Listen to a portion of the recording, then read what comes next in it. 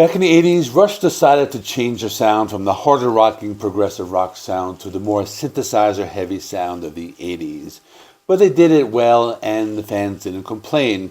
But then at the end of the 80s, they decided it was time to go back to their guitar-driven sound. So in November of 1989, they released Presto, the album that marked a significant shift in the band's musical direction. This album saw Rush stepping away from the synthesizer-heavy sound that defined much of their 80s work and returning to more of a guitar-driven approach.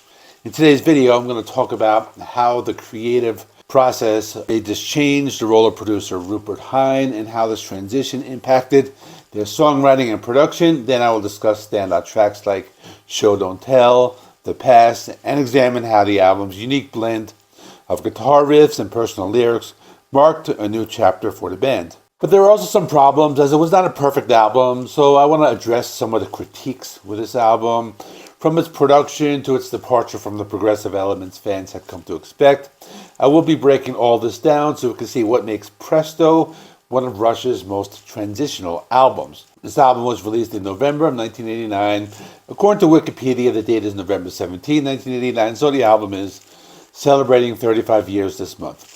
This album marks one of the most distinct shifts in the band's long and varied career. Following their synthesizer-driven sound of the 80s, Presto sees the band making a conscious decision to bring guitars back to the forefront of their music. But this change wasn't about sound. It represented a deeper shift in how they approached the creative process. I think for me personally, it's an album that's very nostalgic for me because when I was growing up, I remember my older brother had Rush's Moving Pictures, and that was my favorite album, and it still is. But I didn't pay much attention to it in the 80s, and they released their other albums. But by the time Presto came out, I was 18 years old. I was going away to college. I was getting into some heavier music, so I decided to buy this Rush CD. And I guess it was kind of underwhelming because I was expecting more of a Moving Pictures type of sound. But years later, I can appreciate it a little more. So I'm going to be talking about how this is an album with some good stuff and some not so good stuff. Let me start with their shift in sound. I guess the biggest change was the return to a more guitar-centric approach. Throughout most of the 80s, the band leaned heavily into the synthesizers, especially albums like Signals from 1982, Grace Under Pressure from 1984, and Power Windows from 1985. But by 1989, guitarist Alex Lifeson and bassist vocalist Geddy Lee both felt that the band's sound was more guitar-centric, which was why they made the decision to bring it back. This album was also a new beginning for the band as they chose not to renew their contracts with Mercury Records, who was their international distributor, after finishing their tour for Hold Your Fire in May of 1988. According to Alex Lifeson, they left Mercury because the relationship had become stale by that point. In addition, Neil Peart said that they were free of deadlines and obligations, so for the first time in 15 years. So they decided to take advantage of this freedom and took a 6-month break. After the break, they started working on the next album, Presto, which was released by Anthem Records and Atlantic Records. One person who benefited from the break was Alex Lifeson because the 80s were not a fun time for him, as he felt creatively constrained by the growing use of synthesizers in Rush's music. In interviews, he admitted that Presto was a more fulfilling album to record because it allowed him to return to his roots as a guitarist. While synthesizers weren't entirely abandoned, they took a back seat on Presto. They were mostly used for color rather than as the driving force of the music. The decision to avoid piano, strings, and organs was another deliberate choice that helped refocus the sound on the core instruments, which were the guitar, bass, and drums. This new approach is most apparent in the album's lead single, Show Don't Tell. The song opens with a complex guitar riff, setting the tone for a groove-oriented, funk-infused track that was much different than their earliest synth-heavy material. Show Don't Tell also features a more balanced arrangement with a guitar solo from Alex Lifeson and the bass solo from Geddy Lee, showing the band's renewed emphasis on showcasing each instrument's strength. The song's success speaks to the shift, reaching number 1 on the U.S. Hot Mainstream Rock Tracks chart. Musically, Presto also marked a shift in the lyrical direction. The central themes that defined albums like Grace Under Pressure and Power Windows were now a thing of the past. Instead of crafting a cohesive narrative across the entire album, Neil Peart adopted a looser approach to the lyrics. Each song on Presto stands on its own, addressing a variety of personal and philosophical topics. Neil Peart described the album's lyrics as a response to life's experiences, encouraging listeners to feel and engage with the world around them. In contrast to the abstract concepts of previous albums, Rush has a more grounded and personal quality.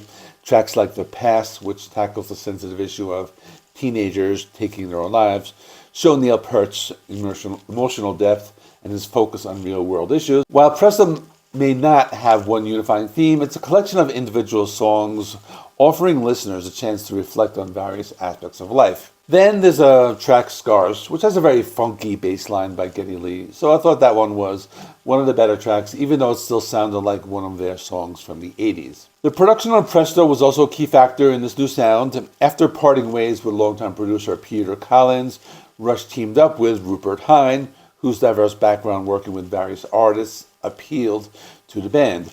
Hine's approach to production was different and it helped bring out the clarity and precision of the band's performances. The recording sessions, which took place partly in London, were completed ahead of schedule, a sign of the creative freedom Rush enjoyed at this stage. However, Presto wasn't without its criticisms. Some reviewers felt that the album's production was thin or sterile, while certain tracks lacking the depth and power that fans had come to expect from Rush. The lack of progressive elements, which were a key feature of their early albums, didn't appeal to all listeners. The shorter, more radio-friendly songs like Superconductor and Chain Lightning were seen by some as a departure from the complex, adventurous compositions of the 1970s and early 1980s. Plus, all the songs were about 4 or 5 minutes long compared to the 10 to 20-minute epics of the 70s. In addition, some found Neil Peart's lyrics, while thoughtful, to be a bit preachy at times, particularly on songs like The Past. Others pointed to lingering 1980s pop influences on some of the tracks, describing the sound as either poppy or bubblegum, which is a far cry from the band's more adventurous and progressive rock roots. Now, despite all the mixed reviews, I think the one thing you can't deny is that it was a transitional album for the band, and it was something that they wanted to do. I guess the band wanted to move away from the synthesizer-dominated sounds, which they utilized for about almost a decade. But the problem was that this album is not one of their greatest, and I'm not talking about the production or the absence of the progressive rock sound. I think it's just an album that lacks greatness. I guess in the end, the thing we have to understand is that this album is very representative of their ability to evolve and reinvent themselves, but it's one of those albums that should have been better given its significance.